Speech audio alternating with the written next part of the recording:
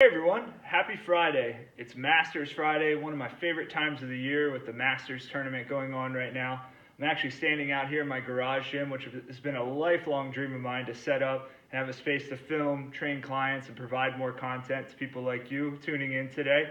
And I just recorded an awesome podcast with one of my clients, John Tierney, who has completed a solo swim of the English Channel.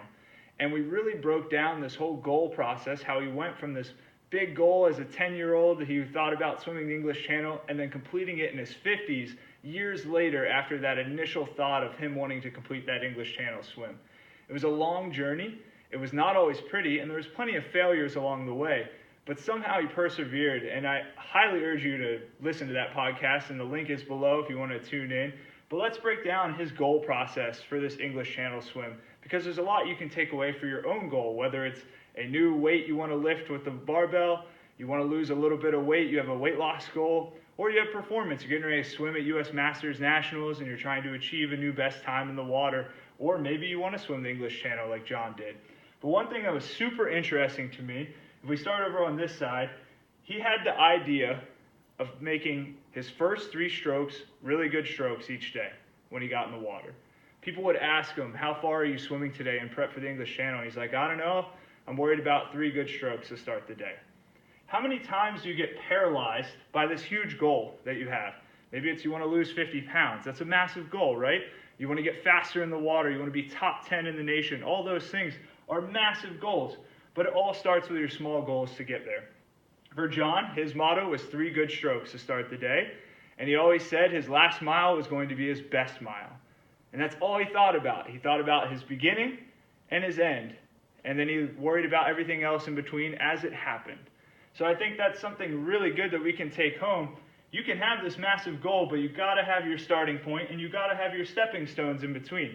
For John, some of his stepping stones were adding a 500 at the end of each workout to simulate that extra fatigue that he might experience as he's trying to get to the beach in France.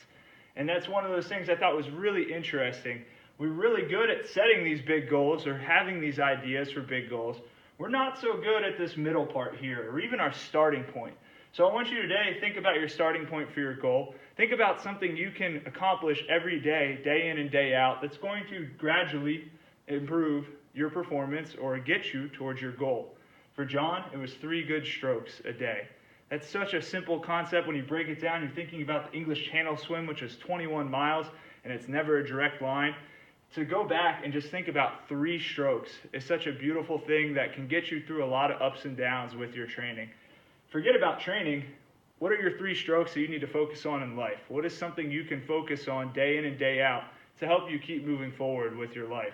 If you look over here, this start to finish map, this is John's general path, what it looked like when he was swimming from England to France. What you'll notice, they measure the channel swim point to point, so it's 21 miles. That being said, John could have swum anywhere from 30 to 40 miles to get to the shore in France. What you need to know is that your performance is never going to be a straight line. Your goal, you're never going to go point A to point B in a straight line. You're going to have twists and turns along the way, just like John did while he was swimming the English Channel. Know that's going to happen. Be prepared for that. Think about the ups and downs that could occur and how you're going to manage those things, and it'll help you get to that goal and get through those ups and downs, those failures along the way. I highly urge that you listen to the podcast. Like I said, the podcast is below if you want to click the link and listen. Feel free to follow along at Bowmanclature on Facebook, on Instagram as well, and head over to bowmanclature.com if you want some more information.